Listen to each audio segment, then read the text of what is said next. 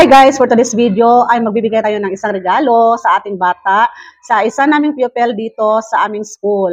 So ito guys, meron tayong sponsor na nagngangalang si Sir Vincent Lalong Isip. So ang sponsor natin guys ay nakikita lamang niya yung video ko. Starting dito is nakikita niya yung video ko doon sa TikTok. So nag-message siya sa akin, kinukumusta niya yung bata kung kumusta na kasi yung ina-upload ko doon yung bata na walang ulam. Kasi ang mga bata na karamihan kasi yung mga bata sa grade 1 pumupunta sila dito sa aking room, kumakain sila dito, kasama nila yung mga ate nila. So that time nagpi-picture ako sa kanila kasi natutuwa ako sa kanila guys. Tapos naawa rin ako kasi walang ulam nga. Humihingi sila sa akin ng tuyo kasi ginagawa nilang isabaw nila doon sa kanilang kanin. Akala ko nga red rice, yun pala is yung kulay ng kanilang kanin is tuyo pala yun. So ayun, yung sponsor natin si Sir Vincent, nag-search siya doon sa TikTok. Ang lumabas na video, yung video ko. So nakita niya yung bata doon sa video ko. Tapos, nag-message siya sa akin, kinukumusta niya ako, kung kumusta na daw yung bata. So, sinabi ko naman sa kanya, nagkaroon kami ng konting conversation about sa bata.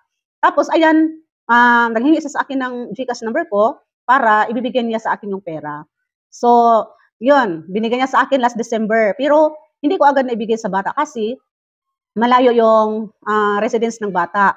So, dito sa school namin, from here, siguro papunta sa kanilang residence, so aabot pa yan ng mga 1.5 kilometers. So, pag mag-start ako doon sa amin, sa pagbiyahe ko, patungo sa residence nila, kailangan talaga ng pakyawan talaga guys ang ibabayad pakyaw kasi walang regular na nagbibiyahe doon yung mga sasakyan, mga umbak. So ayan, so nakiusap ako sa kanya, sabi ko kung pwede sa January ko na ibibigay yung regalo kasi makikita naman kami sa bata.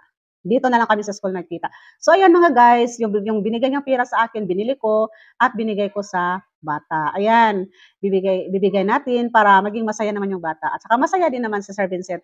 At least nakapagbigay siya ng blessing, nakapag-share siya ng blessing sa isa sa mga bata dito sa aming school.